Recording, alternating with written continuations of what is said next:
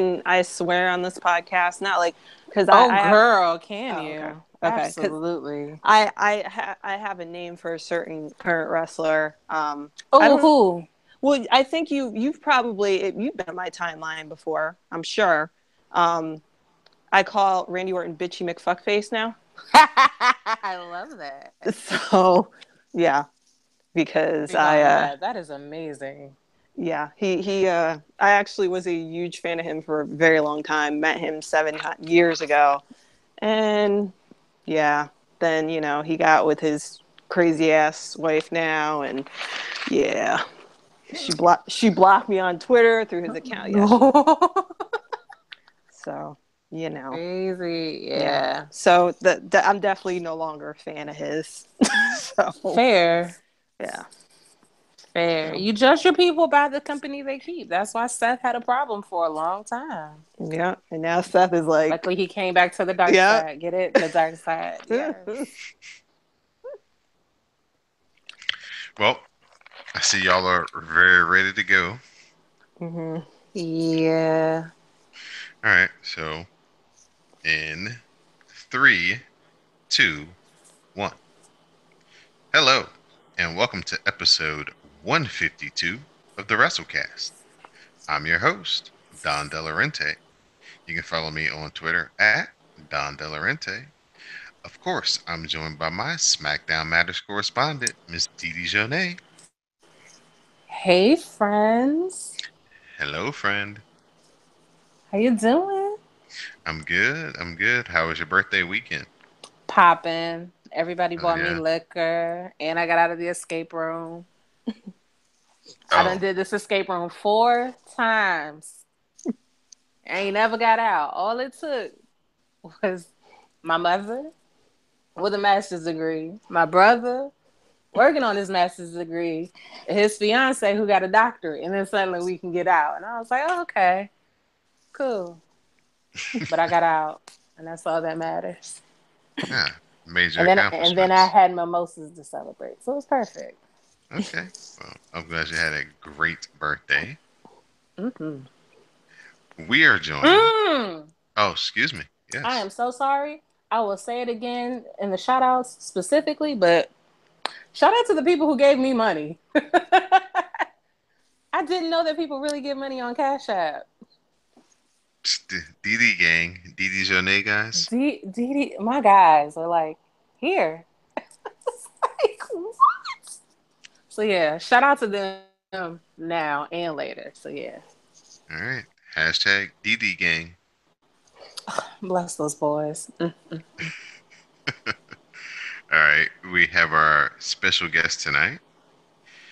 You can find her on Twitter at AshLoveXO. That's LUV for love. Hey, Ash. How are you? Good. How are you? We're good. We're good. Thanks for joining us tonight here on the Wrestlecast. Thank you for having me, and happy belated birthday, Dee Dee. I didn't even know, but happy Oh, belated. thank you, thank you. It's still my birthday until October 1st. I'm one So, of those people. Yeah. Yeah, you have like a birthday month or birthday week. I It's like, actually listen. yeah. I got a lot of acquaintances, associates, and friends. Everybody can't make it on the day of, so I'm gonna give you time to tell me happy birthday. It's for your benefit. There you go. It's not for me. It's for you. Oh boy. DD did a benevolent one. Hmm? I said, you're so benevolent. You're the benevolent one. Always looking out for others, not I yourself. do. It's true. It's true. So, Miss Ashley, since this is your first time being a guest here on the Wrestlecast, Yes. we have to hear your origin story. Like, who got you into wrestling? Who were hmm some of your favorites growing up? What keeps you watching? And who are some of your current favorites? Okay, so I started watching wrestling at the age of 3 with my father because my dad was really big into it. His favorite wrestler. Well, he had two favorite wrestlers: the Ultimate Warrior and Mr. Perfect. Um, but yeah, I kind of snowballed from there. I stopped watching it for a little bit, and then I started watching again like around like 1996. And then I started watching WCW too. So I was kind of I was one of those watchers like on Monday night where you like flip in, like you watch Nitro at 8 o'clock and then you flip back, like, you know, flip to Raw like at 9 o'clock. I was one of those people. So yeah, it's just something that I'll probably watch it for the rest of my life. My boyfriend always makes fun of me, calls me a goober because I watch it, but it's in my blood. It kind of stayed with me, and it's like I lost my dad 14 years ago on October 6th, so it's kind of like my kind of the way my memory of him and something, I kind of hold on to him with that. So like I said, I'll pass it along to my kids, and it's just something that it will always stay with me. And my favorite wrestler of all time is the Heartbreak Kid, Shawn Michaels, always and forever, Shawn Michaels. And then I guess some of my favorites growing up, I was a Rock fan. I was a Stone Cold Steve Austin fan. I was, like I said, a D-Generation X fan. So I'm a huge Triple H fan still to this day. I am. Sorry, I know. I heard that. I heard that. No. That was a wine burp. That was not a burp of judgment. Oh. No judgment. That was just the wine. Gotcha. Trying to think. Female wise, I mean, I love Knife One. I love China. She was just amazing. Watching her grow when I was growing up. I was a Trish Stratus Lita fan, like the whole Golden Divas era. I love that era. And then currently I'm a huge Finn Balor fan. Like I was saying earlier, I was a huge Prince Devitt fan. And I remember being so stoked, when I found out he signed to NXT and was coming to the WWE. Like it made my whole life. So, a huge Finn Balor fan. I was a huge Randy Orton fan for 12 years. Not so much anymore. I'm trying to think who else. Female wise, I love Naomi. I love Charlotte. I love pretty much all the girls over on SmackDown. Just the whole women's division on SmackDown I love watching them. And that's pretty much it. So that's pretty much it. That's my origin story. I don't have a lot. I'm still a huge WWE fan, and that's pretty much it. Although I will say about 10 years ago, I actually was training to be a wrestler, pro wrestler, up on the East Coast, like in the Boston, Rhode Island area. And one of the guys now that actually is in the WWE, Mike Bennett. Actually, I trained with Mike Bennett for a couple years. So there you go. Do you have his number? No, but I could probably get it. Oh. So how did you take to taking the bumps and hitting the ropes? People say it's so hard. When you first start. It was very hard. It was probably, I remember thinking, God, this is probably the hardest thing, most physical thing I've ever done my whole life. And it was when they had the guys and the girls training together. Like, so I literally was the only girl in my class at like one point. So it was not easy. It was very hard. And it got to the point where I had to stop because I got dropped on my head and I ended up getting concussion. So my trainer was like, yeah, you probably shouldn't do this anymore. And I just was like, yeah, this probably isn't for me. So I kind of made the decision to kind of put the kibosh on it. But I got to know a lot of interesting people. And like I said, Matt Taven, and the ring, there's 3 guys in the Ring of Honor who I actually trained with too, but Matt Taven was one of them. But like I said, Mike Do Bennett. you have his number? You're just trying to get numbers. I am. I will. You got to make a way. I will see what I can do. I still talk to my trainer. So nice. Who's your trainer? Bob Evans. Down on the farm. I'm sorry. I'm sorry. I know, it's okay. Brutal Bob Evans. He was Mike Bennett's like manager for a little bit in the Ring of Honor. But he's got a Wikipedia page too. Yeah. He's only 45. So yeah. Oh, he's got dad bod. How you doing, Bob Evans? I'm sorry. I am so sorry. SmackDown Matters correspondent, Didi Jonay. Best in the business, folks. It's okay. It's all right.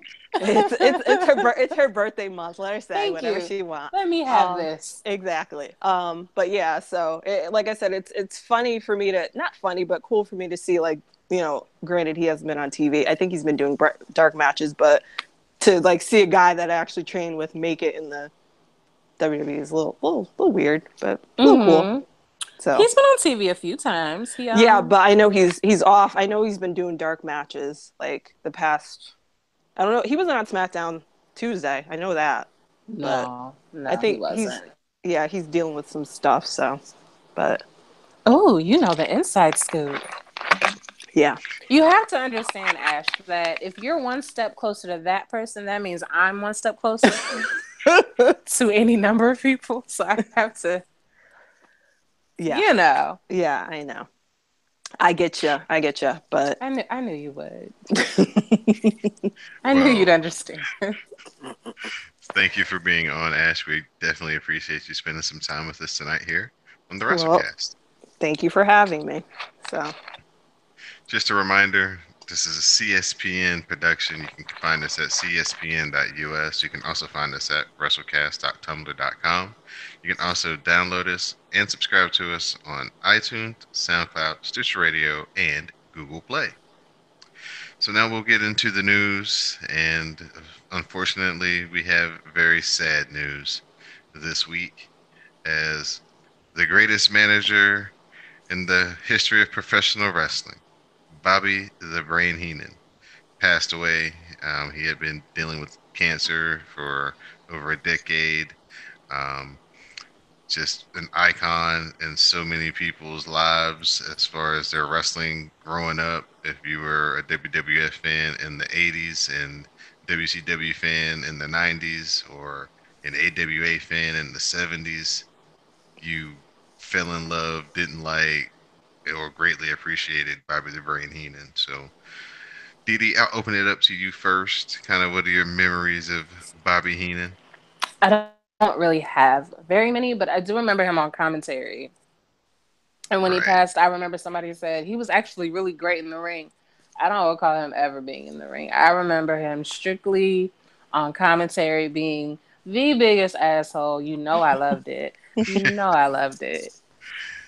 I think that's just how broad his career was. Is depending on how old you are.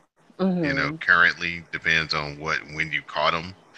Some Yeah. people might have only saw him in WCW as a commentator. Some people might have saw him in WWF and WCW as both the manager first and then the commentator second. So, Ash, I'll turn it over to you. Your thoughts and memories of Bobby the Brain. um, I'm with the. I don't really have that many memories of him either, but like I said, I do remember him being commentary. I could. He didn't he manage Mr. Perfect at one point? Uh huh.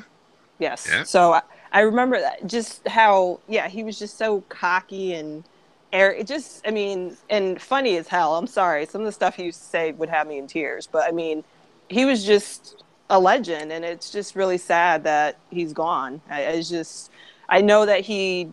I remember seeing hit like a picture of him like I think it was a couple years ago, and he unfortunately didn't look all that well, and I was just hoping that maybe he would beat the cancer and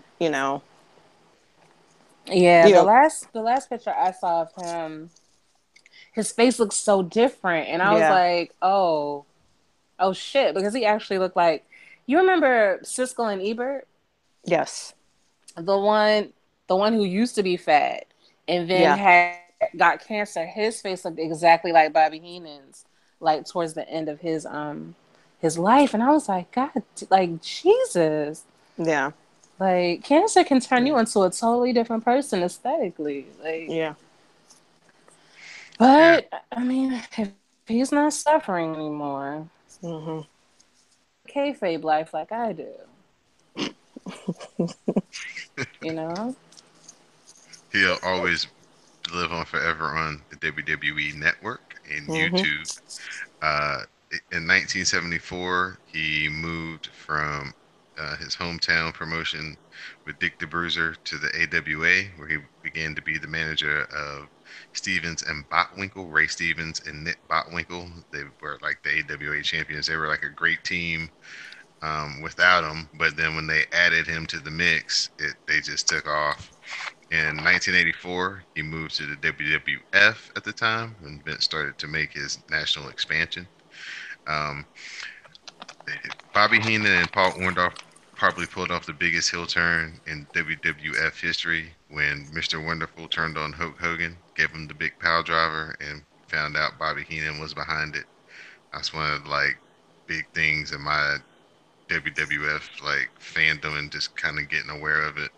Of course, he was the manager of the Heenan family. So many people, Big John Studd, King Kong Bundy, Ming, as you said, Mr. Perfect, Ravishing Rick Rude, the Brainbusters, Arn Anderson, Tully Blanchard, uh, Ric Flair, just so many people can't even name all the people that he would go on to manage in his time in the WWF.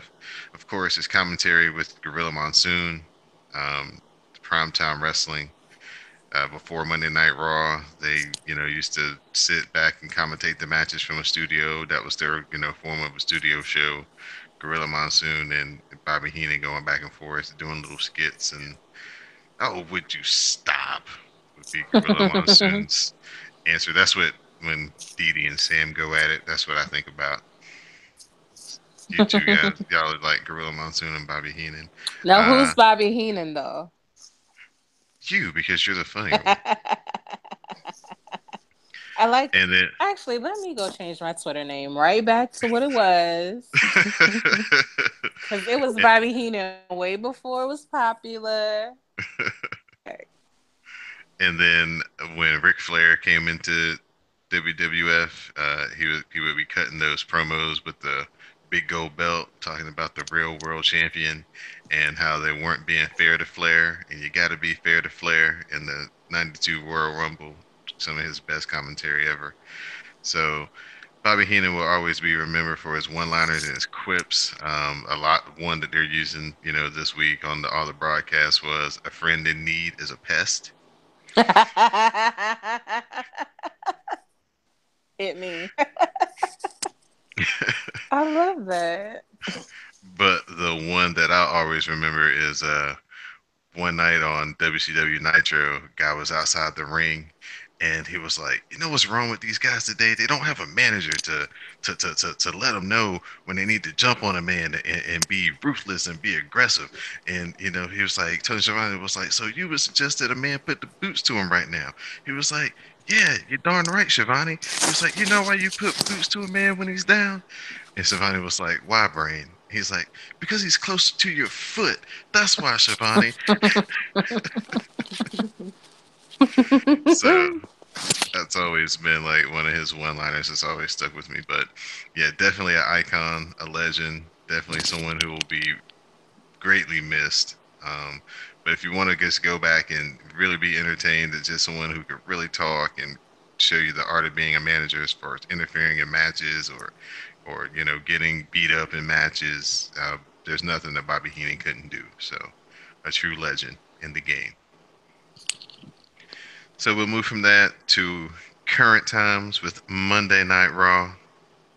Hmm. Everybody came to see Nia Jax and Alexa Bliss, I'm sure.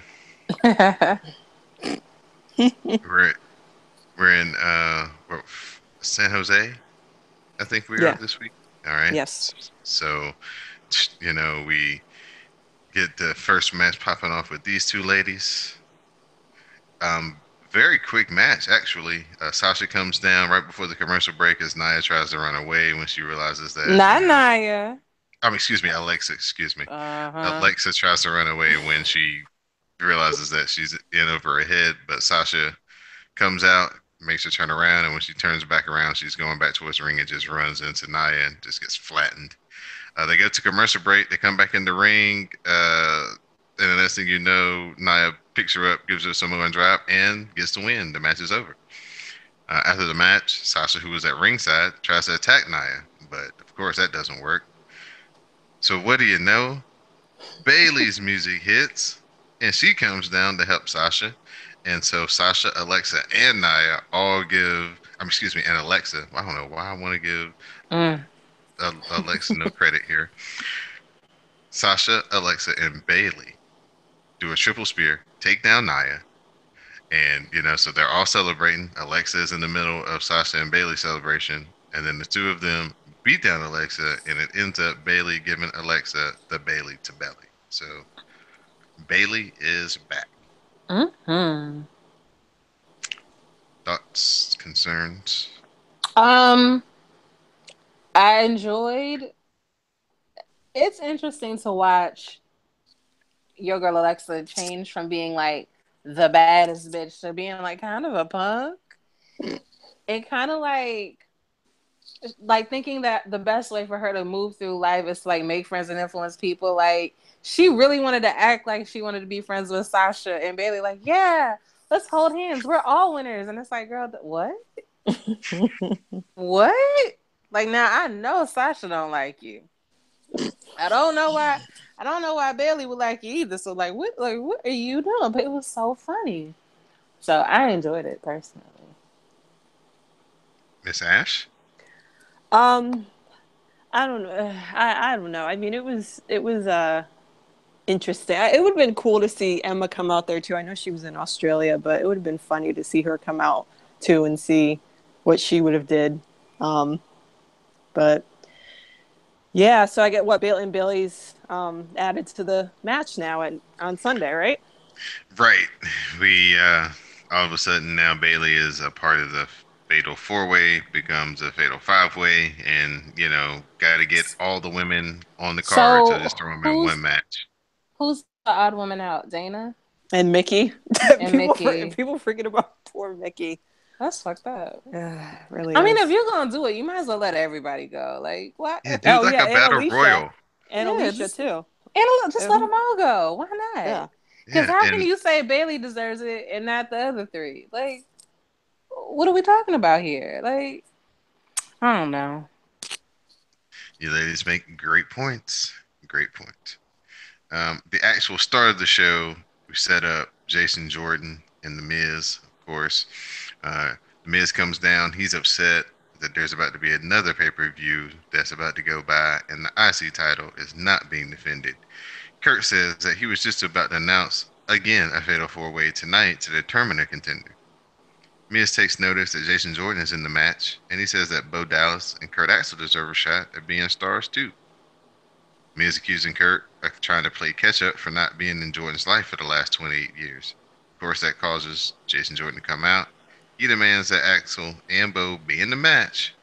And then, of course, Jordan starts to clean house because he has such a bad temper. So Mm-hmm. they show Jordan in the back going over the hardships of being Kurt Angle's son. Kurt, he says he hears people with the whispers, about what the Miz was talking about, that he's getting favors and he's getting, treated special and different than everybody else. And Kurt Angle says, you can't just go beat everybody up. I know what you're feeling because you got my blood in you, but you got to go out here tonight and win this fatal four way, and then beat the Miz and get the IC title. So, what you think about your biracial butterfly, I Edie? still don't know that that's not his father. Like, yes, I know it's probably a storyline, but the more we go into it, the more I'm just not sure. It just seems a little like, you know how they say like the best way to lie to somebody is to tell them the truth. Mm-hmm. Like if you say what happened to it, oh yeah, I broke it, and they be like, oh okay, sure you did. Like not like that, but like you gotta lie, you gotta say it and just lay it out there, and people be like, nah. So it's almost like Kurt Angle and them was like, yeah, that's my son. They're like, cool storyline, bro. But it's like, is it though?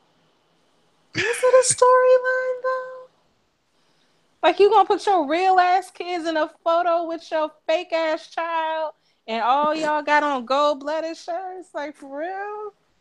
All y'all living a kayfabe life? Like what? You sure? I don't know. I don't know. I don't know. This is what happens when your grandmother raises you on soap operas and wrestling. Like you're just like, I don't know. This could be true. Miss Ash, I'll ask you about this next point. Roman Reigns got a Oh solo jeez. promo on John Cena this week. He said, "Shit, in front of a live Mm-hmm. crowd and all these kids on Monday Night Raw. I guess we're just not caring no more. He did it in the 9 o'clock hour. You can do that on cable now. Yeah, Okay. and it's in Brock's contract to swear every time he cuts a promo. So why not Roman? Just saying. I'm just saying. Did you feel that he did better, worse, about the same without John Cena actually there? Um, I actually am not a fan of the storyline, but I will say that I thought Roman did really good, and I think it helps that John was in there because we all know when John's in the ring, he has to make his point and he has to say the last word and make it seem like, oh yeah. Then that's what was like pissing me off the past couple of weeks. He was saying all this stuff to Roman, but I'm like, John, like it's the same stuff you've been doing. Like, why that's what was driving me crazy. I'm like, you've been doing this for years. Like, if the stories are true, you've been doing it. Like, so how are you going to call him out on something? But yeah, I really liked that Roman was more. I mean, he definitely came off as a heel, and I loved it. But yeah, I thought he did really good. And I love that he like used the clip from 2012 to back up his points, and I was Beautiful. like, yes, it was great. It was really good. I think he did really good, and I think it helped that John wasn't there because if John was there, he wouldn't have been able to get any of his points in. So I think it worked really well. All right. Same. I also think it helps that he wasn't there because his whole premise was, your ass ain't never here because you want to be Hollywood so bad. As Exactly, like evidenced my by the fact cousin. that, like my cousin, you want to be Dwayne, but you'll never be Dwayne. Instead, you're on a spinoff of a spinoff while your hairline is spinning off. I don't know. I'm petty. But yeah, I thought it was wonderful. All right. Uh, somebody who isn't doing so well currently in his current role, Enzo Amore, comes out to cut this promo about facing Neville this Sunday at No Mercy, when all of a sudden Braun Strowman's music hits. That was great. Oh my god, that was great. I'm sorry. I'm just reliving it in my head right now. It was it was great. Braun just steamrolls Enzo, drags him to the ring, throws him in the ring with one hand, gives him the big power slam, leaves. Then Neville comes out, picks the bones, gives Enzo a little bit more of a beatdown, and then gives him the red arrow and laughs at him. Now, this is on the heels of the Brock Lesnar and Braun Strowman satellite interview, where, as Ashley said, Brock Lesnar got his chance to say bitch on national TV. Um, did Brock look a little shook to y'all? The way they had him like seated, I don't know if the camera was just like they were in a little tighter environment, so it looked like he was kind of forced up in the camera, looked a little hunched over, maybe like didn't look so confident, and Strowman was kind of stretched out, like, "Yeah, I got this, son." That's just how I took it. I don't know. I definitely So, think Brock is scared. I mean, because Braun's been whooping that ass. So I mean, yeah, I'd be scared. So I Braun is think, a big dude. yeah. So I definitely think Brock is a little scared. So yeah. all right, Bray Wyatt, Wait a minute. yes. Older than me. Who? And that Oh, never happens anymore. These wrestlers be like 28. I digress. I apologize. Go ahead. Bray Dustin Mm. and Bray Wyatt had a match. Dustin Rhodes, not Goldust, as Dustin lobbied for a match without his face paint because of what happened last week with Bray Wyatt trying to wipe it off. He looks so weird without his face paint. He makes me Yes. rethink my theory that they're black. So Caucasian. I can't take it. So Bray catches Dustin out of the blue and the sister Abigail, and he gets the win. Then, of course, Finn comes up on the screen, cuts promo, and tells, Bray Wyatt that if you thought that, Demon was so bad, what about the man behind the demon? So we'll go to our Finn Balor #1 fan on the podcast here tonight. What do you think about this program and promos and all that? Um, I honestly thought that this feud was over at SummerSlam because you had the fact that Bray was talking about the demon and all this kind of stuff, and then the demon showed up at SummerSlam. So I thought it was over, and I thought maybe Finn was going to move on. Apparently, Vince had other ideas, and we're still in this program. I'm not a fan of it. Like I said, I wish Finn was moving on to something else. I mean, that's nothing against Bray, but yeah, I'm not feeling it. It just, like I said, I'm not feeling it at all. So that's my take, my 2 cents on that. All right. Sheamus and Cesaro came out and they cut a promo Mhm. for their match. Are you feeling the bar, DD? Um, it's just so nice. Sheamus's beard has situated himself quite nicely. Oh, so great The gi- aesthetically. the The gingerness and the then the ginger, ruggedness. the jacket, the kilt, Cesaro. Like, could you get Yes, any better? Cesaro is just, whew, yes. Mm. Like, they're perfect and they're perfect together. Like, oh my god. You okay? Well, Yes. Yeah. Cesaro makes my throat dry too. I understand, girl. I understand. well, after the promo, Seth Rollins and Dean Ambrose they come down. Then the Good Brothers they come down, and we get into another big brawl as we go to a commercial break.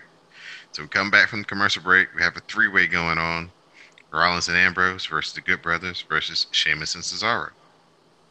Sheamus makes a blind tag while Dean gives Anderson the dirty deeds.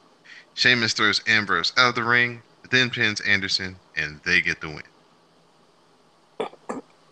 Anybody? Yay! Dean Ambrose and Seth Rollins. This match was. No. It only seemed good when Seth Rollins and Cesaro were in the ring together. Yeah. Well, I ain't Well, saying. I'm just saying. they work well together too. And Seth they're and pretty. Cesaro, they have And really they good don't have chemistry. suspect hairlines. Oh my goodness. It's an amalgamation of a lot of things. There aren't any U-turn clotheslines. It's amazing. All I want to know is when are we getting the curb stomp back? I mean, because Never. Seth, Seth needs a new. I mean, when he was doing the pedigree, I was like, nah. They just Nah. You can only do the pedigree on Triple H for petty purposes. Like, nobody wants to exactly see you do the pedigree. all the time. Exactly. So you're not feeling the Snowmaker? No, I the curb stomp was just one of those moves where you saw it, you're like, yeah, but yeah, I'm like, nah, this, nah. What's the issue with the curb stomp? Was he doing it wrong? Were people getting injured? No, they just, Vince yeah, Vince Vince just thought pinned it. that Oh, the that little he could boys were see. gonna. He said he could envision Shane being 9 years old and doing that to Stephanie. Okay, but Shane jumps off of 50 feet buildings. Exactly. Like, Shane survived a helicopter crash. Exactly. Shane I was is just not a about to normal say, child. Like, Shane is like superhuman. Like, come yeah, on you, now. you you can't judge children off of Shane. Like, that's not fair to the kids. But yeah, he said that he thought that it was too easy for kids to do, and they would be imitating it. He didn't want to have that out there. So Man, that's fuck why. them kids. That's why that "Don't Try It at Home" sign is there for. Yeah, Like, you know what's easy for kids to do? The walls of Jericho. You know how I know? I've been putting the freaking walls of Jericho by my nephew. Okay, so yeah, whatever, Vince. Put them in the lion tamer so they know it's real. Exactly. Jeez. We had Jabber in the ring, winner at the bank. Kurt Hawkins said he's going to snap his 114 match losing streak. Apollo Cruz comes out. Titus Worldwide representing. Apollo gets the win with the spin and sit out power bomb. And Kurt Hawkins' losing streak is now 115. That's just so wrong. Poor Kurt Hawkins. Bank account still on swell. Poor Kurt Hawkins. He's ginger, bearded, hairline intact, gets a paycheck every week. He's fine. And fine. But yeah, he's fine. How old is Kurt Hawkins? Let me look at him. I'm Uh, trying to figure what I'm really trying to do is figure out like how I need to use Ash to get to my 6 degrees of separation. Like, Oh, should I jeez. aim for Cesaro? Is Kurt Hawkins about I'm just trying to figure it out. Like, is Braun Strowman the one? Like, I just gotta see where I can go with this. That's I all. would be kind of iffy about Cesaro because I'm pretty sure him and Sarah Del Rey are married, and she could probably kill you. And Married? I'm That's pretty sure. disgusting. I'll stick with Braun Strowman. Married. The you want to kill worst. you want to kill DD's vibe when it comes to her faves. Listen, I'm everybody sorry. Use wants that to hurt word. my feelings. I'm This is sorry. what I happened. This is when I found out Jay was married too, and it was like I knew Roman was married. Then I found out he had twins, so it's like I can't even try to break up a happy home. Like that's just demonic. Like that's over. And so who else? Somebody else got wrong for me. Oh, Edge with his girl wife. He married that woman, and he got like 7 children now, so he's done. Well, it's on his he's on his Everybody. third marriage, so I mean, I'm just saying. but he's older now. He's got a bad back. You tend to like the ones who will like take you to chiropractor. You know, he's in there now. So it's like for me, and now you're telling me Cesaro was married to like a bodybuilding bitch who could beat my ass. Like, it's Well, I just don't so know. I'm much. pretty sure that they are. I could be wrong, but I'm pretty sure because they are. They're together. But I heard like a while ago that they got married on the DL because you know how secretive he is. You don't know anything Yeah. about his personal life. So Yeah, I didn't even know he had a girl, but I like that. Don't worry. Why are you worried about what he got going on? I like that. I would like that in a husband. I hope that Braun and I can have that kind of relationship. Let me stop. Let me stop. Stop. Um, Neville defeated Grand Metalik after he beat the snot out of Enzo. Now is He Neville single? no, he's married. See, ruined all of them. he got the win with the Rings of Saturn, or Rings of Neville, as I should be Kurt calling them. Hawkins is married. I'm sorry. Like, let I'm me just stop. bursting her bubble. You guys are never gonna have me on the Awful. podcast Everything is again. awful. I'm gonna stop looking because now that I'm looking, I'm finding out nothing positive. So I'm done. I'm Our done. quote unquote main event, we had Jason Jordan versus the Hardy Boys versus Elias Sampson versus Bo Dallas versus Curtis Axel for the number one contender for the Intercontinental Championship match at No Mercy. Jason Jordan got the win with the pop up neck breaker. Why? Miz and Jason Jordan have a stare down, which turns into Jason Jordan giving the Miz the Northern Light suplexes. The Miz Taraj come back in. They make the save. All three of those men beat down Jason Jordan. Miz finishes off Jason Jordan with the Skull Crest finale. The Miz says on Sunday he will still be the Intercontinental Champion. That Kurt Angle will always be a deadbeat, and that Jason Jordan will still be a bastard. Mm, Damn. mm, mm. That's hurtful. And yeah, that was your Monday Night Raw. Miz again with that hot fire. And that's what I'm telling you. That is such a hurtful thing to say, but it sounds like a real thing to say. Like it sounds like, like you and I know that you're really a bastard. They don't know.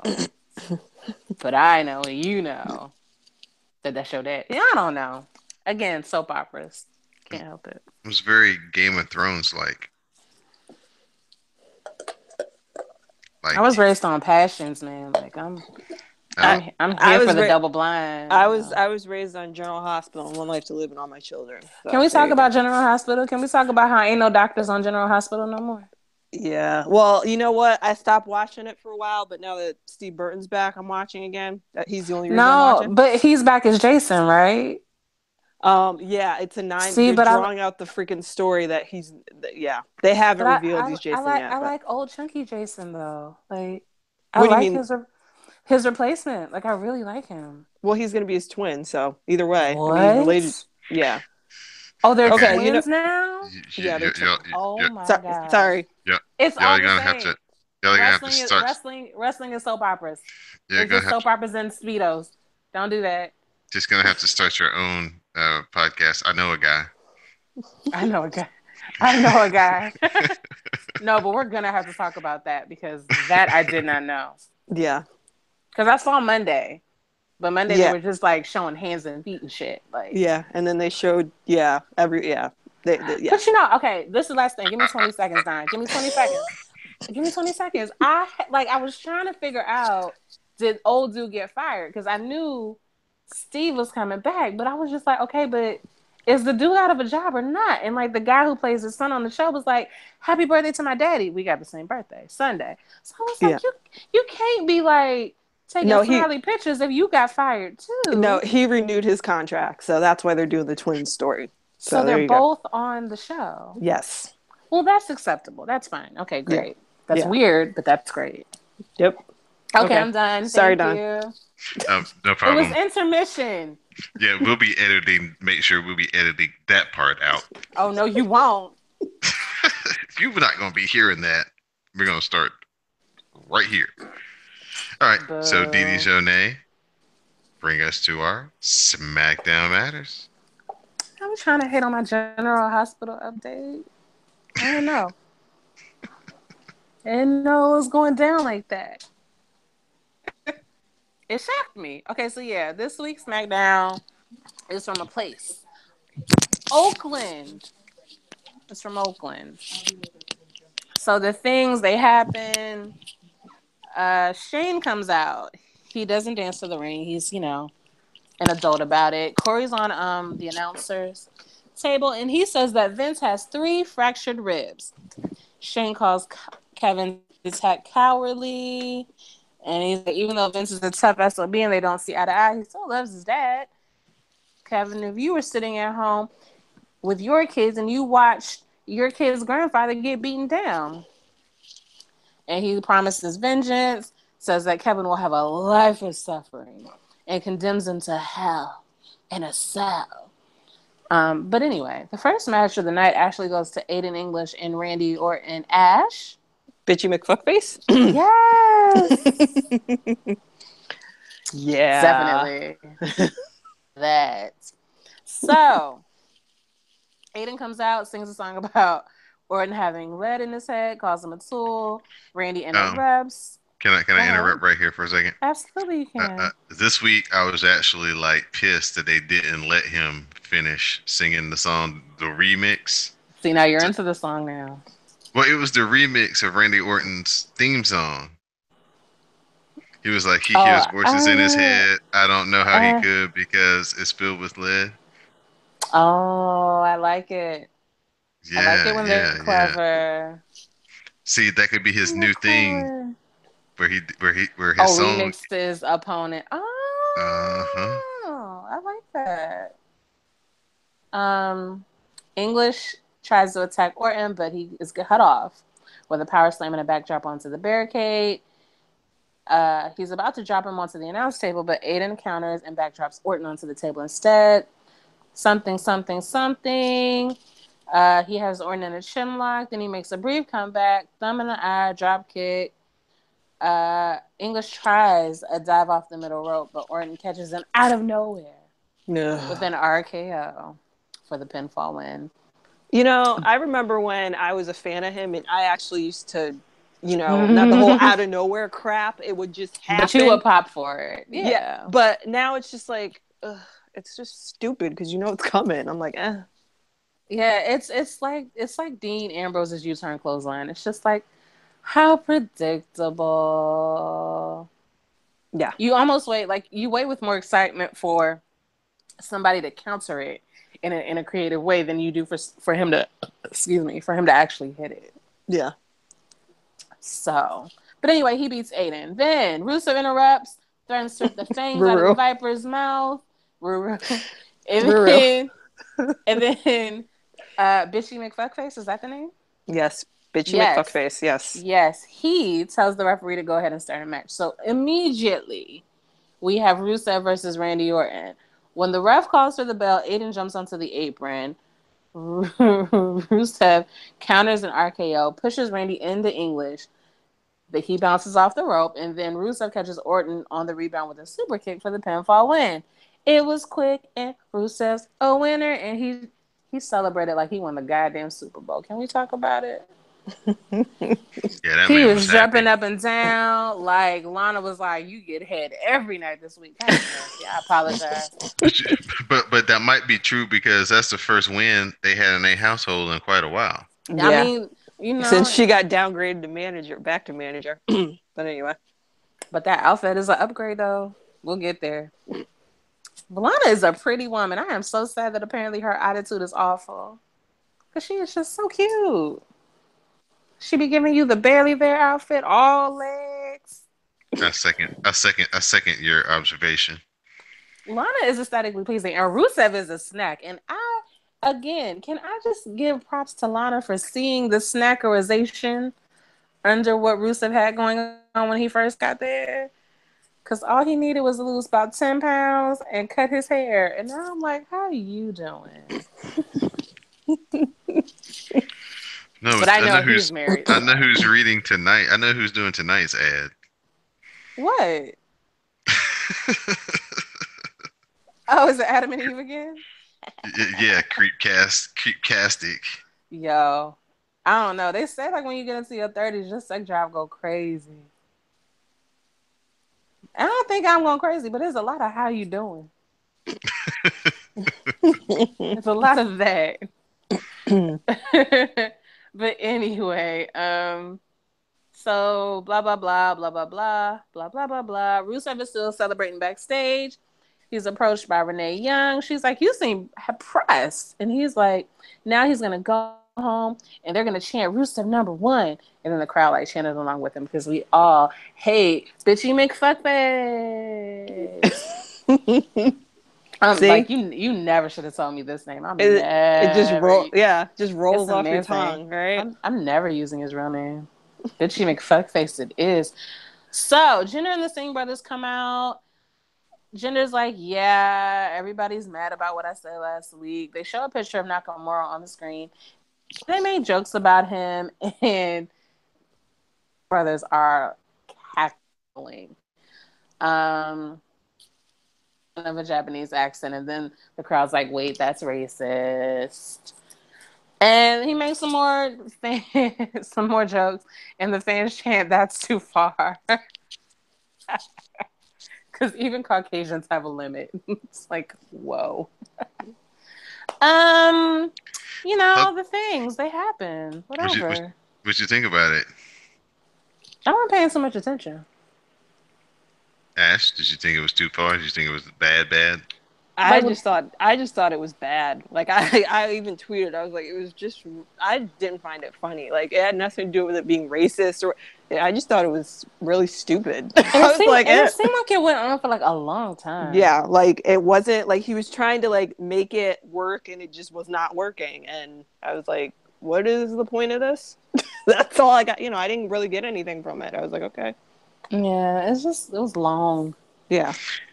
What sucks about it is he was starting to get people to cheer for him, and I understand what they were aiming for because he was coming out with the same promo every week against Randy Orton, and so now they're trying to give you the irony of, oh, he's been out here talking for 6 weeks about how everybody's racist, but now he's kind of like undercover racist, but they didn't play it that way. They just ripped a whole band-aid off and was like, he's just gonna be straight up racist.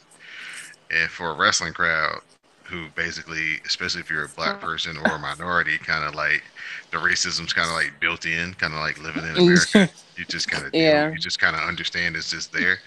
For them to just be like, that's too far, there's maybe some progress going on in 2017. Maybe.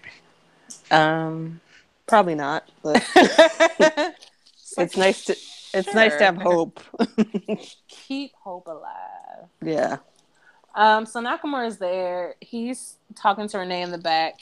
He says, yeah, Nakamura is funny, but he won't find it very funny when Nakamura beats him at Hell in a Cell, the championship. So anyway, There's U.S. Championship match open challenge between AJ Styles and Baron Corbin. Would you be shocked to know? Actually, kind of didn't happen. So what had happened was AJ has a message for Kevin, and he's like, attacking Vince wasn't smart. Um, he's like, he's great to hear that you're going to be fighting Shane at Hell in a Cell because you're not going to walk out of Hell in a Cell. So then AJ starts talking about Baron. He calls him the shortcut king, brings up Corbin's failed attempt at cashing in Money in the Bank and his failure to beat John Cena. He said Corbin could huff and puff, but he would never blow the house built down. Boom. My house, but that's fine. Next, Baron comes out for the match. While they're doing the introductions, Corbin attacks AJ. The ref checks on Styles. Ty runs down, chop blocks Corbin, attacks him. Then the officials pull Ty away. Corbin slips back into the ring. Then AJ attacks Corbin with the forearm, applies the calf crusher, and Corbin taps. Then the crowd chants you tapped out. Doesn't actually matter because, again, the match never started. But anyway, in the back, Renee approaches Corbin. Before she can even get anything out of her mouth, she's like, what do you think I felt? I felt violated. Blah, blah, blah, blah, blah, blah. And he calls Ty the perfect zero. And then he says he's going to get even. So that's what happened. I liked Baron Corbin in this. I like the way he talked to Renee. Yeah, Yeah. The backstage was good. Questions. Yeah. Yeah, he was like, "What, you gonna ask me some stupid question? You gonna ask me how I feel? This is how I feel. I feel violated." And it makes it so funny because, like, because you know she was gonna ask him, "How do you feel?" Like, those stupid ass questions like that, Renee. Yo, can I tell you how much I don't like her now that I know she has a lisp? Is that prejudice? It might be petty, but not prejudice. It's something because it's like once I heard it, and mind you, I had watched her for years and never heard it, but once I did hear it, it's all I hear, and I'm like, I'm just disgusted. Well, I mean, it shouldn't be that way, but I am utterly disgusted. I overlook, our boo Sasha Banks sometimes, so it's okay. Oh, she got a jaw full of marbles or don't be talking about my boo like that. Now you know I love me some Sasha, but hearing her talk also is very hurtful. Makes my eyebrow furrow up like. What we not gonna do, like they say over in college. Charlotte. And I love her, but it's terrible. Like, I wonder, like, does she need... Uh-oh. Who dropped? Don. That's not good. There he is. Is your bag? Yes, I'm back. Child, you scaring me. Sorry, I hit the wrong button. Just like a man pressing the wrong button.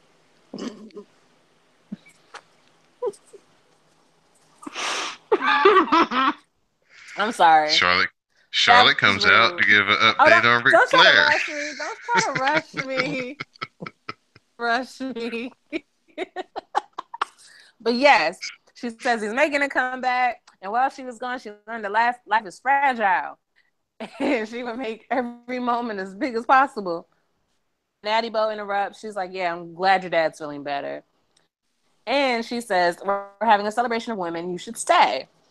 And she's like, let's talk about all the great women, like the women in the Mae Young Classic. But there's one woman in particular who stands out. And then she unveils a picture of herself. So, blah, blah, blah, blah, blah. Becky comes out, interrupts their ego Olympics, as she calls it, and calls Natty the craziest there is, was, and ever will be. Expects Charlotte and her daddy, but the title's coming back to her. Then Nebe comes out and says Natty doesn't represent all women or even the women at SmackDown. She just represents crazy cat ladies. At least that's what I got out of it. And then she's interrupted by Tamina and Lana. And then Natty thinks they're going to like defend her, but Lana's like, no, bitch, you a crazy cat lady. You should shut up. And then Lana says it's Tamina's time. And Natty leaves the ring and informs them she's not a crazy cat lady. She's the women's champion and will be that forever. And then before she can all the way leave, Daniel Bryan comes out and announces a fatal 4-way match tonight for the number one contendership, I think. And they'll fight Natty Mhm. at Hell in a Cell. So that's the setup for later. Next is Big E and Kofi versus the Hype Bros non-title match.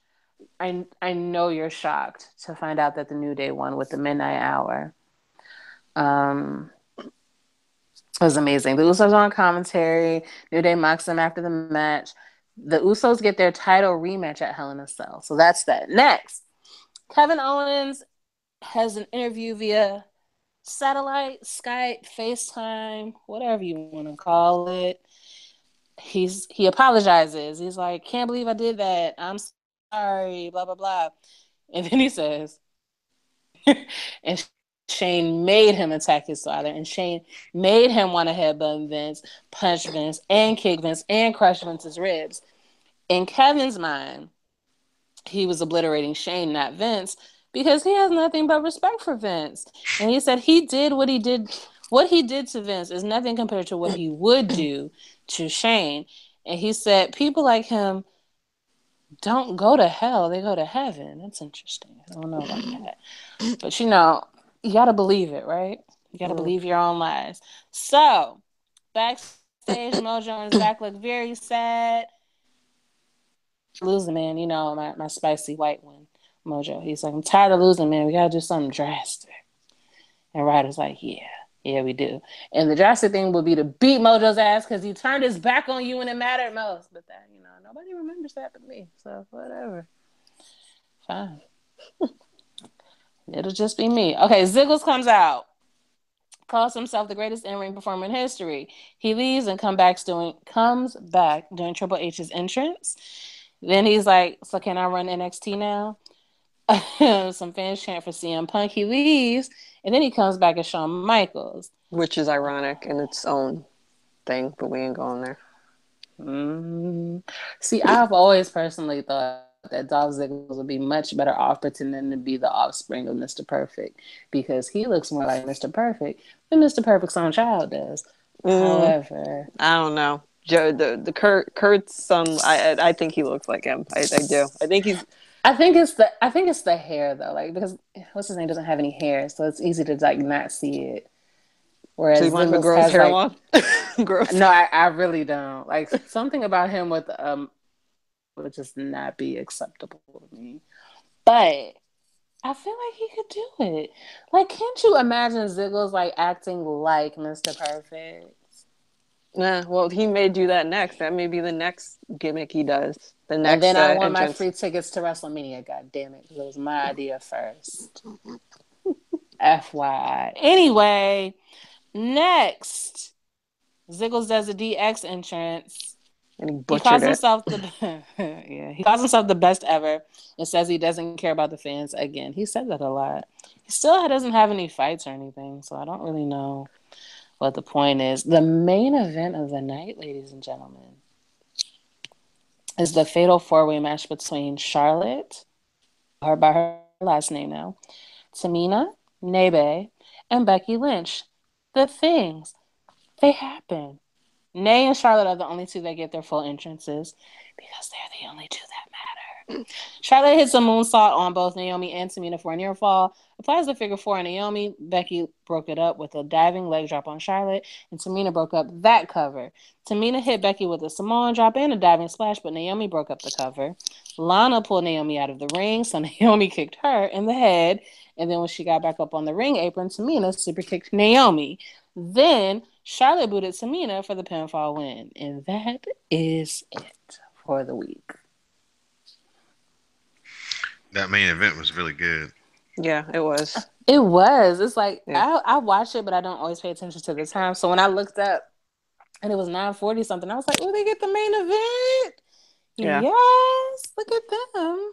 Well, that's why, like I said too. I mean, not to diss the Raw women, but I like watching the SmackDown women. I just do. I just do. I feel like they tell more story.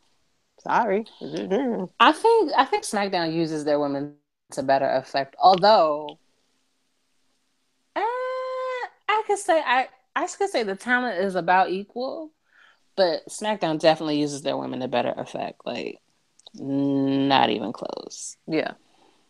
Right. Well, that may change once Asuka goes to Raw, but I doubt it. So Yeah, Vince's track record isn't the best. We've been talking about that the last couple of episodes. Just not too optimistic about what's going to happen with Asuka over on Raw, but maybe she can overcome Vince's bad booking. So Didi, at this time, go ahead and give us our sponsor for this week. Our sponsor this week is adamandeve.com. If you go to cspn.us, you go up to the top, there will be a Keep Our Podcast Free banner. You click that. Then you go down to adamandeve.com and you click that. And you're able to get any number of special, sweet, amazing things for you or a friend or you and your friend. You know, whatever you're into. So once you do that, you'll then put in the code. Is it still Otoy? Yes, it's still Otoy. It's still Otoy. It's amazing. I'm so sad we did not get Siege's voice before she left. That should have been a part of the deal. But yes, use the code OTOY and you will get 50% off one item of your choice. This could be condoms. This could be candy thongs. This could be a personal toy, if you get my drift. It could be any number of things. It's just up to you. As long as you go to the website, click around, scroll around, make sure you hit up cspn.us first. This gives no money is charged to you. We just get a little kickback. It helps keep our podcast free, not just our podcast, but the other podcasts like Collards, like Ratchet Ramblings. Ramblings, Remember, like Ratchet Ramblings with Brandon. His name is not Brandon. What is his name? Jeremy, and Candace. Dante. I can't believe his name is not Dante. That's crazy to me still. Yeah, Jeremy and Candace, Intense Desire with a cute ass child. I've been following her forever. She's fun tea. Yeah, Crown and Collars, Ratchet Ramblings, Know the Score. What is the NFL girl's name? Gridiron Gals. Gridiron Gals. Yep.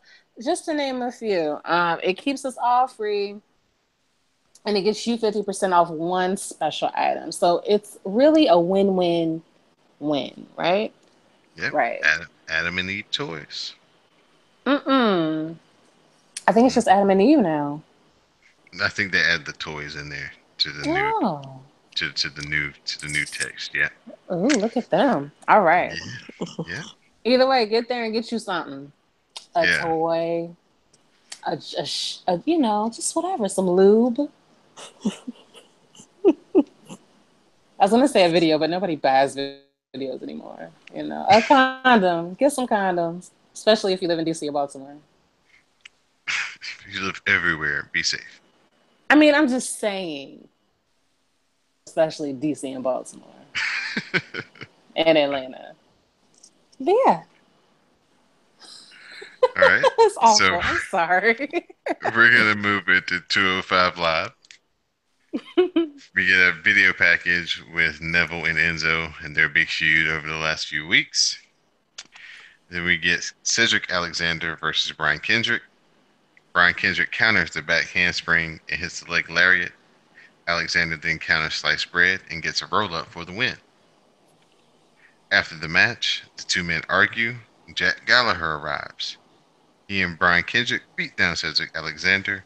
Jack Gallagher lays out Cedric Alexander with the big headbutt. So Jack Gallagher still on his heel tactics. why?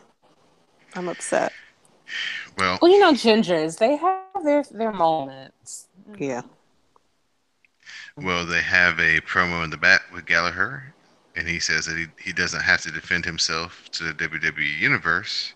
He learned that you can be nice or you can be a winner, and he can't go through life being a joke. So does that help you out any, Ashley? Yeah, I guess. Meh. My man Drew Gulak comes out to the commentary desk. He stands on the commentary table and he says that he has big ideas. and now and he will let us know that he suffered unspeakable things in the fashion jail last week, and they will hear from his attorney, who is himself. Uh, he runs down Akira Tozawa and his chanting, and then he goes up on his PowerPoint again. Number 6, no cell phones, and then of course Tozawa interrupts. So we get a match between Akira Tozawa versus Noam Dar with Drew Gulak on commentary. Drew Gulak is just running down the Vic dude, the announcer dude. He's just, you know, giving him hell during the match, talking about Tozawa and everything he's doing wrong and why he's not making 205 Live great. Tozawa hits Noam Dar with the kick. Then he heads up top and hits the Atomic Senton Bomb, and he gets the win. Then we go to the back. TJP, he arrives and he congratulates Rich Swann for his win last week. He thinks they have great chemistry and they should have one more match. He says they're kind of like the Ali and Frazier of the cruiserweight division. So we get Lince Dorado versus Rich Swann. They show Lince Dorado laid out backstage.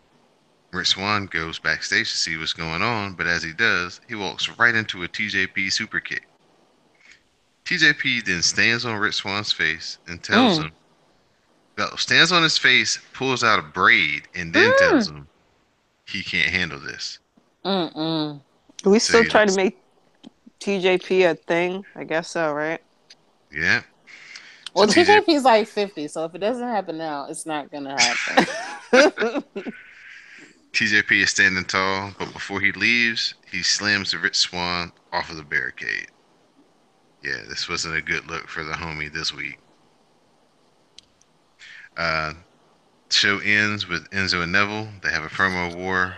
Neville asks Enzo, "What will you do? Kick me in the jewels and hope for a disqualification? That's the best you can hope for on Sunday. It's survival." Enzo says, "This isn't Sunday," and kicks Enzo in the balls and stands tall. Boom. So, that was your 205 Live for this week. Drew Gulak is the shit to me. I really like him. Oh, Ash. Mm-hmm. Is Tony Nese married? I I think he just got married like a year I ago. fucking hate this game. Like, I'm trying to think. Yeah, they're like everybody's getting married. I don't know what to tell everybody's you. getting married. Like, this is ridiculous. What do I have to do? Do I have to go to wrestling school so I can meet one? Like, is that what I have to do?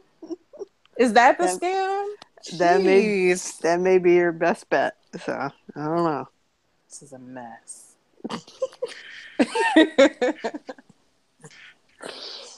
NXT, we got Johnny Gargano versus Tino Sabatelli.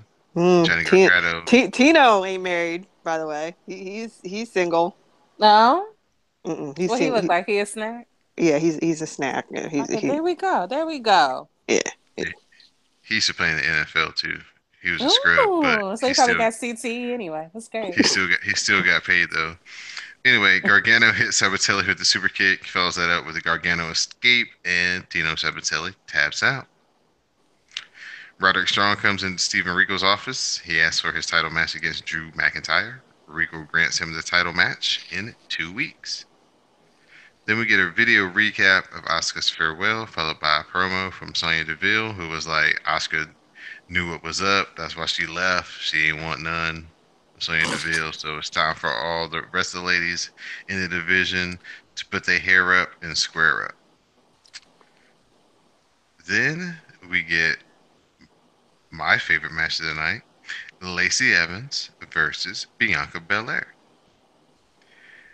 Bianca Belair stuns Evans on with the top ropes, gives her the stun gun off the top rope.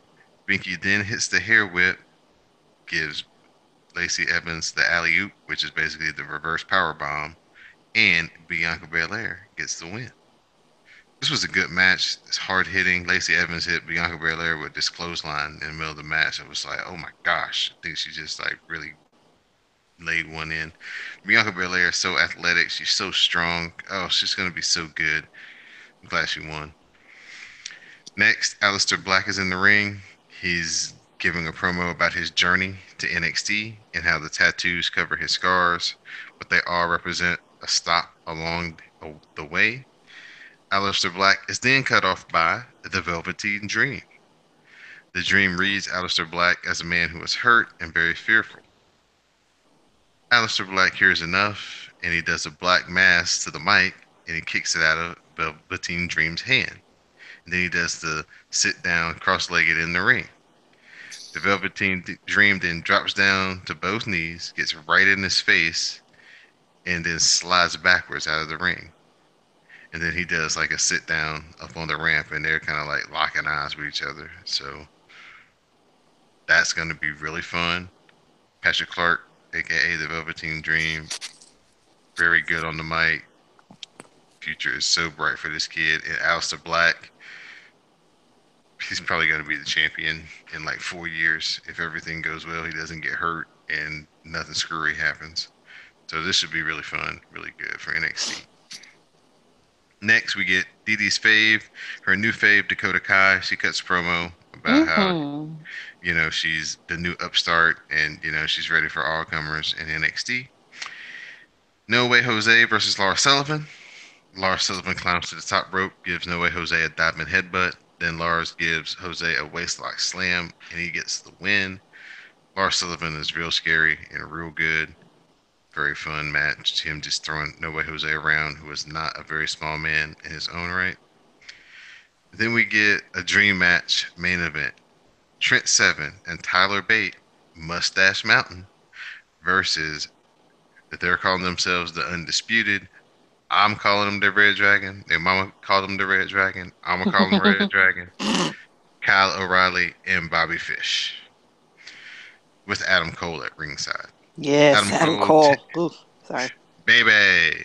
Gotta baby. say it. Yes. Gotta say it, baby. Adam, you just like Adam Cole because he looks like Shawn Michaels light.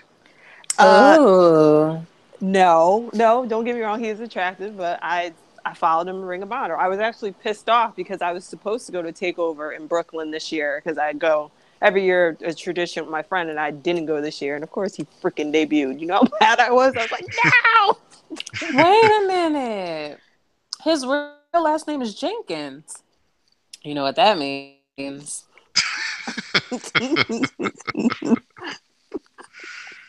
So, Oh my god. Adam Cole takes out Tyler Bate on the floor with a super kick. O'Reilly and Fish give double super kicks to Seven, and then they give the total elimination, and that puts Trent Seven away. After the match, Cole, O'Reilly, and Fish celebrate when Drew McIntyre comes down. He heads into the Drew. ring, and the three of them bail out through the crowd. They're mocking Drew because they outsmarted him once again, when all of a sudden, Sanity shows up behind them. Sanity and the ROH crew, they all brawl. Drew McIntyre gets a hold of Kyle O'Reilly and gets a few licks in, but eventually Cole and Bobby Fish gather him up and they all manage to escape. And so that was your NXT for this week. Drew is pretty, but I already know he's married. So, yeah. Yeah. Well, he had a really rough first marriage because he was like getting beat up, and now he got a good one. She beat him up? Yeah, I'm pretty sure she beat him up. I could be wrong, but What? yeah. That's a good man. You're not supposed to fight back. That's a good Report it man, to the police. Savannah. What you doing? Oh, she from New Orleans. Yeah, she beat his ass. Yeah. hmm Lord. Yes. So, Anyway. some really good angles were shot on this week's NXT. The main event angle with the English guys, Sanity, and the ROH guys. That's gonna be really fun. I don't know if they're gonna try to do like a big three-way, like 9-man match, or if they're gonna break it down to a Survivor Series match between the English guys and the ROH guys. But this has a lot of different ways it could go. Aleister Black, Velveteen Dream. That should be a lot of fun. Mickey Blair, hopefully getting a push and being a part of the title picture here soon. Hopefully that happens. So NXT should be fun leading into Survivor Series and, of course, Royal Rumble. So Ash, you need to start watching it again on a regular basis. I'm gonna try. I'm actually. I think what Adam Cole's supposed to be making his in ring debut. Was it next week? I think I so. don't. I don't look ahead. I don't do spoilers. So Kayfabe, Well, kayfabe. well, Mm-hmm. Kathy Kelly tweeted something or did a Facebook thing about it today. So that's why. Yeah, I think it is next week. But I am gonna start watching regular again. all So. right. Last review for the night: Lucha Underground. Dee Dee, my girl, making her wrestling debut. But I Show st- told you. Show starts off with highlights of how the participants got to tonight's Gift of the Gods title match. Then it showed highlights of the Tejano and Famous B angle, as well as the build to the Marty the Moth, Mariposa versus Melissa Santos and Phoenix match. Mm-hmm. We see Melissa Santos and Phoenix during their training. Mm-hmm. She asks Phoenix to see him without his mask. Phoenix says that it is everything to him, and if it's taken away from him, he loses everything. She promises that he won't lose her and gives him a big old kiss. Dee Now Dee and that then ain't quite how it went because he walked away from her. Like that ain't enough. I need my mask, and she grabbed him, pulled him back, like like he was the bitch in this situation, right? And then she laid one on him, and I was like, ooh, it was juicy though. Melissa Melissa Santos. She's hot. She's sultry. She's a good. She's good at what she does. Obvi. Um, Another creep cast for Dee Dee, Dante Fox Oh versus. yes, he's a snack. Dante Is Fox. is he married? Dante just Listen. debuted, right? Dante is Mm. actually from Ansonia, Connecticut, which is where I'm from. So he got a Um, white girlfriend, is what you're trying to tell me. no, he's married to a black lady, a black Oh, woman. look at him. But he married though. He See? married. The highs and the lows. The highs and the lows. You got high and then you got low. I know. Um, Well, at least she black. Whatever. So we have Maybe they're into Dante. open relationships though. Okay, okay, Molly. So Dante Fox is wrestling Tejano. Tejano blocks the Fox catcher and then hits a backbreaker. Gets the cover, but only for a 2 count. Famous B, who's doing the announcing because Melissa was wrestling tonight, announces Tejano as the winner and comes into the ring to celebrate. Dante Fox then rolls up Tejano and gets a distraction win. Um, Dario stops Tejano from killing Famous B and makes a match for next week. He's joking that it's a handicap match, and if Famous B wins, Dario will give Famous B Tejano's contract. So the story has been Famous B has been trying to court and woo Tejano to let him be his manager, but he's been thwarting him. So now they got a match. Good luck, Famous B. Good luck. Dario Cueto meets with Son of Havoc. Son of Havoc says that when he wins the Gift of the Gods title tonight, he's joining the title match at the Ultimate Lucha finale. Pentagon Jr. arrives. He says that he will break everyone's arm tonight and win the Gift of the Gods title. Dario Cueto then immediately calls for more first aid personnel. So we have Marty the Moth and Mariposa versus Melissa Santos and Phoenix. Marty grabs Melissa Santos, and then Mariposa ties Phoenix to the ropes as Melissa Santos slaps away at Marty. Marty then chases Melissa to the floor. Melissa tries to help Phoenix, but is left to fight 2-on-1. Mariposa and Marty hit a double team pedigree on Melissa Santos and get the win. Dee Dee, why they had to have a wrestle? Why? We talked about this last week. Well, I yeah, wasn't feeling this. but I will say she acquitted herself quite well up until the end. And really, that was less her. Oh Lord, who dropped? Nobody. Okay. Don disappeared. Yep, Oh, he's back. okay. So I would say that she was fine until he managed to get his one arm wrapped around. Phoenix did manage to get his one arm wrapped around the turnbuckle because before that she was fine. She was making a way. She was holding her own. But then when he got randomly had his arm tied up and couldn't figure out how to untie it by, like, I don't know, getting the fuck out of the ring and untying the rope, whatever. But like before that happened, she was fine. I just It was unnecessary. it was a I hope sad she's okay. result. It was a sad result, yes, but I Right. feel like she did fine I just considering. just hope she's okay. Uh, She's fine. She was up and hugging on her boob 3 seconds later. She's fine. Dario Cueto announces the Ultima Lucha Trust card. We have a steel cage match between Dragon Azteca Jr. and the Monster Matanza Cueto. We have Katrina versus Ivelisse. We have a hair versus mask match as Phoenix faces off with Marty the Moth Martinez. A last luchador standing match, Taya versus Sexy Star. Hell of War, three stages of hell match between Dante Fox and Killshot. The contract match between Tejano and Famous B. We have a gauntlet match between Cage, Mil Murtis, and Jeremiah Crane. And then we have a Gift of the Gods match that was pending upon what happens later. Then we have the Lucha Underground title match as Johnny Mundo faces off with Prince Puma. So we have our main event, Gift of the Gods title match. We have Paul London versus Salvatore versus Surte versus Drago, Cortez Castro, Pentagon, Son of Havoc. Pentagon hits a package power driver on Surte. Then Pentagon gives Paul London the package power driver. Havoc covers Surte. Pentagon covers London, and we get a double pin. So then Dario Cueto comes out and he books the final match to Ultima Lucha Trace, and that will be a ladder match between Pentagon Dark and Son of Havoc. Then we go to the outside. Dario is in limo with the replacement for Delgado, aka Lorenzo Lamas. Dario has the gauntlet, or aka the Nintendo Power Glove, and says that Crane or Mortis could be a good host for our friend. Then Dario books the Cage versus Crane versus Mortis, and the winner gets the gauntlet match, and the mystery man in the limo smokes a cigar and seems to approve.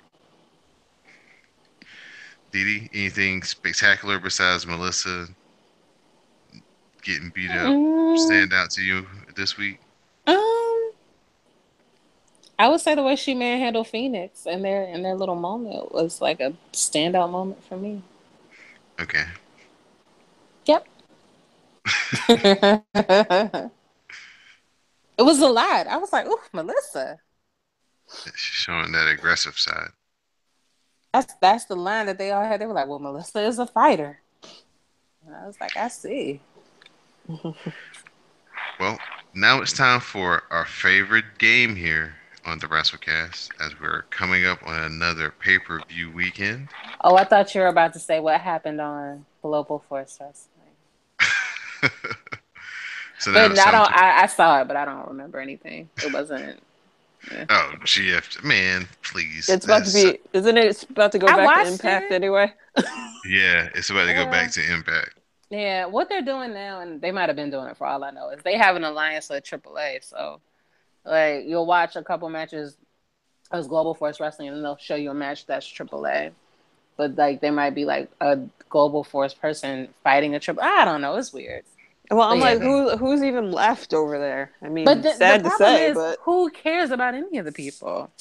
yeah. Well, I know what John Morrison, well, is over Yeah, there now, he's which still upsets there, me. and he's That still makes me sad. pretty. Ugh. Why? He's he's still pretty. Ugh. Ty is there. Like, honestly though, Ty being there was when I realized how big she is. Like, her legs are thick, and I was like, oh, She really reminds me of Melina. Sorry, not meaning like hair. I mean like her gimmick and everything. Like reminds me of Melina. I'm just saying that I every time I guess see her, I'm like, oh, there's Melina, I can see that, blonde like hair. a blonde Melina. I can Yeah. see that. And then what else happened? Uh, oh, Karen Angle was on there. Karen Jarrett Hmm. Angle Jarrett. Yeah, Karen Angle. Sure. I know her as Karen Angle. She was on there, and she was kind of good. She was like, "Get out of my office," like giving good Stephanie McMahon. but they weren't listening to her. That's how you know she's not really Stephanie McMahon. But yeah, that's all that happened. And that is your 45-second GFW review. Thank you very much. So we're gonna play Who You Got for No Mercy. The Cool. hashtag for this weekend is a lot of Mercy Cast. Lord of Thank you. mercy. I thought Yes. I wanted it to be have mercy cast, I but did it okay. because Have Mercy is Uncle Jesse. And I That's what, don't, I was that's why like, if it's not Uncle Jesse related, we shouldn't be using his words. John Stamos. John Stamos, is his ass married? He ain't. Thank No. God. Thank God. He's like the only one I can depend on. Thanks to DJ Wally Sparks for the hashtag for this pay-per-view. Thank you, sir. Oh, that was his idea. Yes, it is. Okay, it's a good idea then. All right, so Didi, we're gonna start with the cruiserweight championship match between Enzo Amore and Neville. Who you got? Mm-hmm. See, here's the thing, right? I feel like if I pick Neville, that's the easy answer, right? And then a shenanigan will happen, and Enzo will be the winner. Mm-hmm. But I'm still gonna pick Neville. All right, Ash. I would go with you, Dee Dee, but I have a Mm-hmm. feeling that because Enzo's gimmick now is he cheats to win. He's probably going to cheat to Mm-hmm. win and beat Neville. So Mm-hmm. I'm going with Enzo. Mm-hmm. I feel it. I see it. I'm gonna go with Neville one more time. Okay. Keep Okay. Enzo in the doghouse. Next, we have the Raw Tag Team Championships between Cesaro and Sheamus versus Dean Ambrose and Seth Rollins. Ash, who you got? Uh, Even though I love my Swiss husband Cesaro, I doubt him and Sheamus are gonna regain. I think Seth and Dean will not be losing the titles this quickly. So Dean and Seth will retain the titles. Okay. Didi? Mm, I'll go with Cesaro. Not that I really believe it, but you gotta imagine that the Bullet Club, Good Anderson and Brothers? the Good Brothers, I'm sorry, the Good Brothers will come and do something. Now, if that equates into help for Dean and Seth or Cesaro and Sheamus, I don't know. But the way that I play the game is I go with what I want, right? Well, and then who knows? The Hardys may come out too. If the Good Brothers come out, Exactly. the Hard, yeah. Anything could happen. So I'm gonna just go with what I want, and I want the titles on Cesaro. That's what I call him. She's Haro. All right. I'm going to take Rollins and Ambrose. Okay. Fair. Fair, fair. We've got Finn Balor versus Bray Wyatt. Man versus man. Didi, who you got? I have got fine ass, unmarried ass Finn Balor. That's who I have. And if he is married, don't tell me. Damn it. No, he's not. Thank Thank you. God. Yay. We Thank got God. one. Ash? I'm gonna go with Mr. Devitt, Finn Balor, Prince Devitt. I'm going to be contrary here. My man's going to get this win, Bray Wyatt. Come on for the win. I see you. I see it. I know you see Raw it. I know. Women's Championship. Fatal five-way match. Bailey, Sasha Banks, Oh Nia Jax, shit. Emma, and Alexa Bliss. All right, hold on. Bailey, Yep. Banks, Bliss, because alliteration. Naya, Emma. Mm-hmm. It's just them five, right? Just those Yes. five. Okay. Okay. Ash, who you got? Um, hmm. I I don't know. See, because I I honestly think like in my head I think Bliss will retain, but they've been making Naya into like this freaking monster. So I don't know. I think maybe they may shock us all and have Naya like win the title. So there we go. I think All Naya. right. Naya? Yep. Okay. Didi Jonay, who you got? Mm. Mm.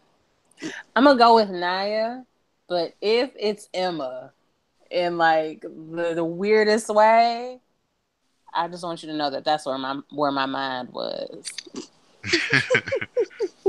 Cause like I'm just seeing them like with that good out of nowhere, Nia done killed everybody in the ring, but she can't capitalize, and Emma slid under like 50 minutes ago, so she good and fret. Like I don't Yeah, where know.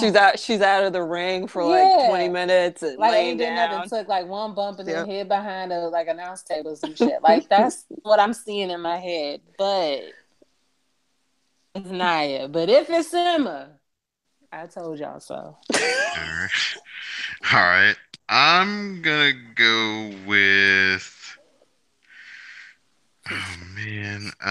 Do it. Do it. I'm gonna actually go with Bailey. What? Wild card.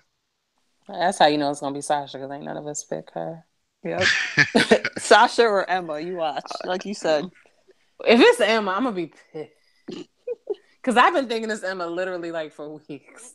It's just like, what is the point of her? Like, I don't know. The way that I was raised is in a story, you don't give nobody the story unless you're gonna use it later. So what's the point of Mhm. Emma in the story if you don't? What's the payoff? Her only Right. payoff would be to be the winner. Because Hmm. Nia could lose and still be a monster. Alexis can lose and still be a bitch. Hmm. Sasha can lose and still be the boss. Bailey can lose and still be a hugger. But if Emma wins, then she really was like the one who got this ship. I don't know. I'm just saying. If it happens, I told you so. Don't at me. I'm gonna mute you. I'm like, I don't know who you Right. are. I'll be like, told you so. Told you so. I'm gonna We just have shimmy. It's gonna be all gifts. I'm a communicating gifts. GIFs. I call them gifts. Whatever. Oh my But goodness. yes, I'm ready. Next match. Next match. Intercontinental Championship match. Jason Jordan versus The Miz. Didi, who you got? The Miz.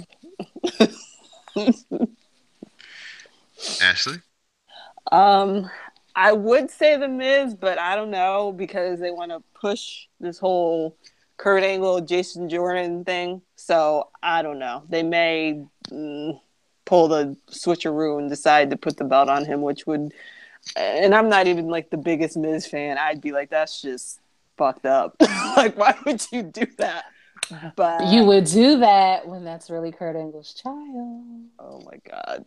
So I'm I'm going with telling you, Jason. I man. think Jason Jordan may win. I just have a feeling they're gonna do some crazy stuff and have him. Don. I'm actually feel the same way that Ash does. Okay. I'm going with The Miz. He's gonna retain. He's got the Miztourage out there. No, that's me. She said Jordan. Oh, excuse me. The Miztourage. Excuse me. Okay. Miz. I'm Okay. going with you and Cool. The Miz. Sorry. Yeah, he'll life one more time.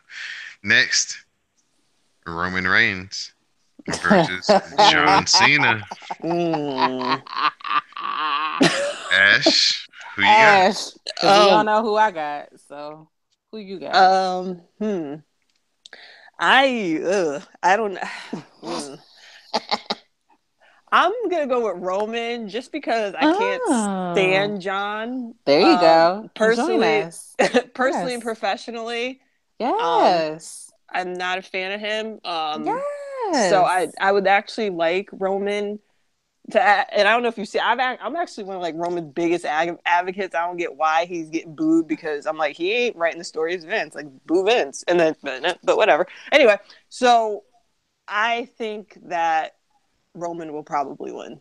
So, but I could be We're gonna wrong. But we're gonna clean sweep here, as I think Roman is gonna get this one as well. Look at you. Because we all know I'm anybody but John Gang. So. well, I'm waiting for like Nikki Bella to like tweet Roman, like she tweeted Baron Corbin, and I want Roman to be like, "Shut up, bitch! Don't you got a trophy to win or Don't you something? got a cha-cha to learn, girl? Yeah, Don't you have a body roll get to off. perfect? Yeah, Worry about get off Twitter." Child. I can't with her. And then Yeah, somebody told me her little body, like her little dancing was stiff, and I was like, well, her body rolls were never smooth. So like, what were you she expecting? it wasn't good.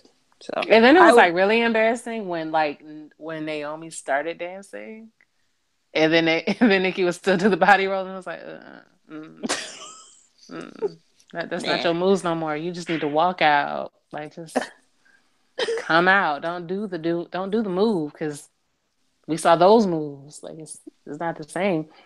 It's like if you went to a concert and you saw J Lo dance and then you saw Mariah try to do a two step, like, oh, Yeah, no. Well, no, you can't tell Nikki nothing because that's her man and that's her man and oh wait, that's her man. You can't tell her nothing. oh, just let me know when the wedding is. That's all. Just let So me know when it is. so mean when it comes to Nikki Bella. I don't know Talking why Ugh. I don't like her, but because I asking that. do I like just her, I just don't like her in the excuse me. I don't like her in the context of her and John. Like her alone with her sister, she's the right kind of annoying. Where it's like, oh, it's like that Kardashian, yeah. Paris Hilton, Nicole Richie kind of annoying. But like her and John, it's just like, Yeah. eh, I like Brie and Brian more than I mean Brian annoys me to an extent, but I do like them more because they seem yeah. more real. Yeah, they So seem more like on one accord. With her, it just seems like I really wanted to be married to a guy, and then I got the guy, but I didn't get him how I wanted him. So now I have to kind of like make these accommodations, and now I have to tell the world that no, like I really want it this way. I don't want to have kids. It's okay if I never get married, but I'll get there eventually because he loves me, and it just seems like it's just yeah, weird. that's pretty much what she does all the time. And yeah, but anyway, sorry, Don. Move on. We Sorry. digress. Listen, you told me to get a drink, Donald, so this is actually all your All fault right. because I drank a whole bottle of red wine. Moving on to our main event Ooh, for the boom. Universal title. Oh, Braun Strowman versus Brock Lesnar. Hmm. Didi, who you got? the single one. So That would be Strowman for that those of would you who that have would a big even score. that would yeah, that would be Braun Strowman. Actually, I don't have him because he's single. I have him because he's big as fuck, and I just like I can't see it happening in like a shenanigan type of a match, but in a match where it's got to be like pinfall. I still want it on count out. Like I just don't see. I don't see Brock winning. All right. I really don't. At Ash? most, it'll be Oh, count out. the count out. Okay. Um, Ash? I foresee this happening like it always does with any Brock Lesnar match. Braun Strowman will beat the stuffing out of him, and then Brock will get up and do the F5, and it'll be 1, 2, 3, and it'll be over. So I'm going with Brock Lesnar because that's always what happens. I'm gonna go with Brock Lesnar too, but I'm like What? but I'm like Mm. Didi. I think it's gonna be some type of shenanigan, some type of you Well, when know is Joe supposed to come back? Oh I don't know if it's yeah. anytime soon, but you can't tell these days because they Braun Strowman was supposed to be out for a long time and he came back early, so He was on that John Yeah. Cena protocol. He was like, I won't be home. No, I will not. Guess where so I won't be? My house. you can never tell with just how long they're supposed to be out. But They I said do it was find it like a two interesting that month injury. I've never heard about the injury though. Like it just seemed like Samoa it's like Joe, real yeah. Like I know he got injured and I know when he got injured, but what was the injury? It his knee. wasn't it was but it wasn't as as explained as it is with other people's. It was Right. more just like he disappeared. Yeah. Mm-hmm. Yeah. To Very. set the stage for you to never know when he's coming back, be it Helen or Just don't talk reckless about his name, and he won't show up. he's like the Candyman. You can't say his name. Yeah. You don't want those problems, though. Nobody wants those problems with Samoa Joe. Mm-mm. Oh, he's on Twitter. He's married too, so So, ew. so starting at 7 o'clock, as always, hashtag say no to pre-shows. Dee, you gonna make it this time? No. All right. What kind of So question is starting that? so starting at 8, use the hashtag Lot of Mercy Cast. LAWDA, then the word Mercy Cast. That will be the official hashtag this Sunday, starting at 8 p.m. for all the live tweets. So please come share your commentary with color with the hosts and fans of the Wrasslecast. So at this time, Ash, open it up to you for your shout outs, thank yous, follow you on Twitter, all that good stuff. Um, okay. I don't really have any shout outs. Well, I want to thank you guys for having me on the show. This was pretty cool. I hope I can come back in the future and do this. And yeah, just follow me on Twitter. My Twitter name is ASHLUVXO. So AshLoveXO.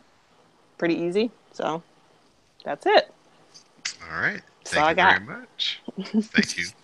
Miss Dee Dee Jonay, shout outs. Shout out to Ash.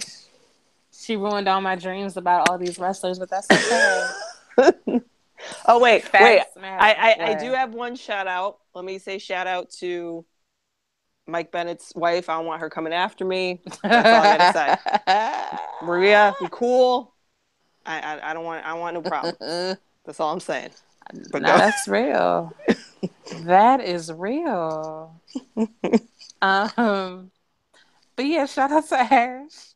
Shout out to Dawn. Shout out to um what's his name? Sam and Greg for holding it down at the real jobs, booked, busy. Shout out to Mel because Mel always gets shout out. Shout out to Classic. Shout out to anybody who wished me a happy birthday because I appreciate you. You didn't have to do that because Lord knows the way my memory is set up. I probably wouldn't have did it for y'all, even though I would have cared. I would have loved you. Shout out to Solomon, Missouri, aka Solomon, coming through like a real one. Dee Dee Gang, for real, for real. And then shout out to somebody else because they sent me money for my birthday, and money matters. And I want to tell y'all who it was because he gave me money, but I don't remember what it was. And I can't find the link. I'm so sorry because this sounds like I don't care, but I really do care because I was really, really happy when I got the money. Like I was like, what? But yeah, shout out to Cash App too because the one thing about Cash App is like all you need is like a phone number and a credit card, and then you get money from people who care about you. Amazing to me, like straight up magic. But yeah, if I can find his name, I will. Wait, Brandon. Thank you, Brandon. Oh, Brandon. Oh, see, now I can't use his Twitter name because I don't think he want everybody to know his name is Brandon. But yeah, thank you, Brandon, and thank you. Thank you, Brandon, and thank you, Solomon. I appreciate y'all so much. I'm going to turn up with this money that you have provided for me. I can assure you. All right. I'd like to thank Ash for coming on. I'd like to thank my SmackDown Matters correspondent, Miss Dee Jonay.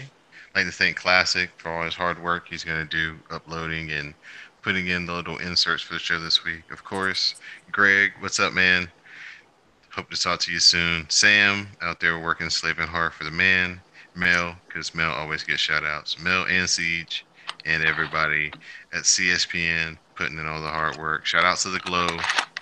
And, you guys check us out Mondays and Tuesdays, 8 p.m. Rawcast on Mondays. Hashtag SmackDown Matters on Tuesdays on Twitter. Share your commentary, live tweet. Let your people know that we do that every week. Um, Monday Night Raw, SmackDown, pay-per-views. Let us know what you're thinking. Interact with us on Twitter. Follow the show at the Wrasslecast. Follow me at Don Delarente. Follow Didi at Didi Jonet.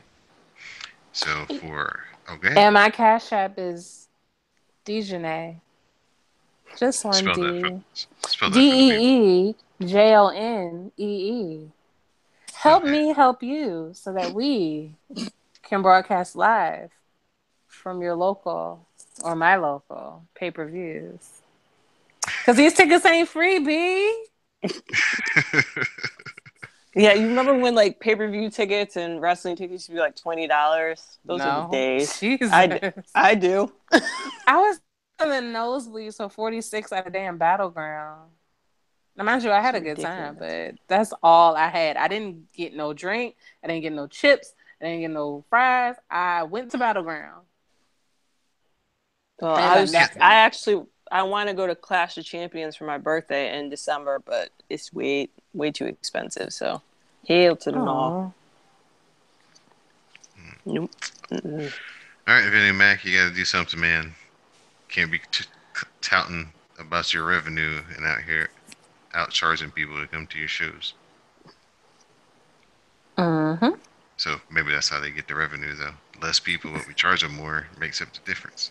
Well, I don't know if you guys heard, but SmackDown, the attendance was not good on Tuesday. Like they had really bad like poor attendance, and I think the same thing on Raw didn't have that many people there either. So I'm like, Vince, you need to start doing something.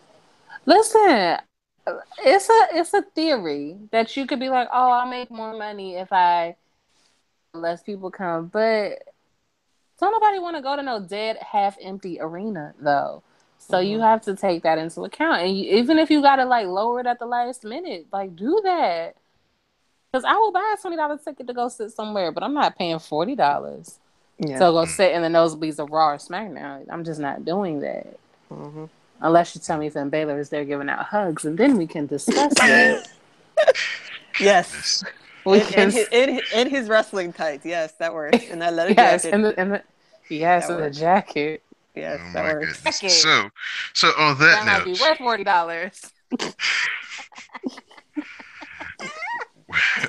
for our guest, Fan Balor's biggest fan, Ash, for the newest I'm a Hugger, Didi Jonet, I'm Don Delarente, and this has been the Wrestlecast episode 152. Stay tuned for the parting promo.